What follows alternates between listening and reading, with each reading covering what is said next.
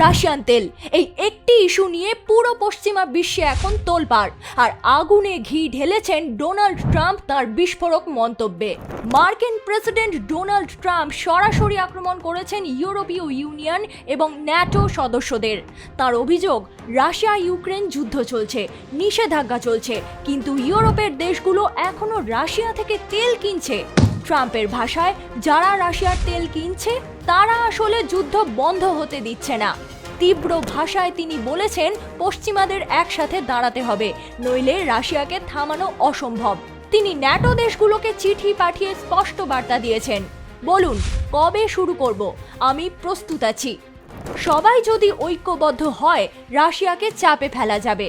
কিন্তু এখানেই শেষ নয়, ট্রাম্পের রাগ গিয়ে পড়েছে ভারতের উপরেও, কারণ ভারত বর্তমানে রাশিয়ার দ্বিতীয় বৃহত্তম তেল ক্রেতা। তাই আমেরিকা ভারতের রাশিয়ান তেল আমদানির উপর 50% শুল্ক বসিয়েছে।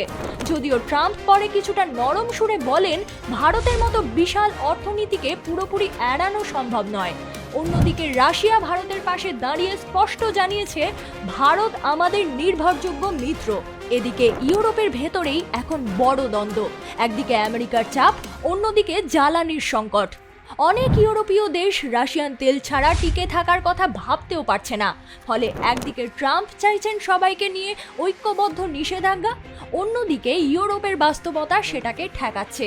আরও একটা বড় দিক হলো চীন। ট্রাম্প স্পষ্ট হুঁশিয়ারি দিয়েছেন, ভারত আর চীন যদি রাশিয়ার তেল কেনা না থামায় তবে তাদের উপরেও কঠোর শুল্ক আরোপ করা হবে।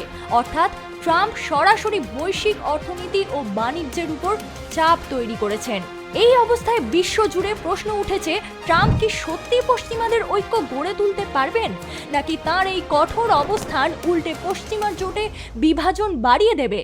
কারণ অর্থনৈতিক বাস্তবতা আর রাজনৈতিক চাপ দুটো জিনিস একসাথে সামলানো সহজ নয়।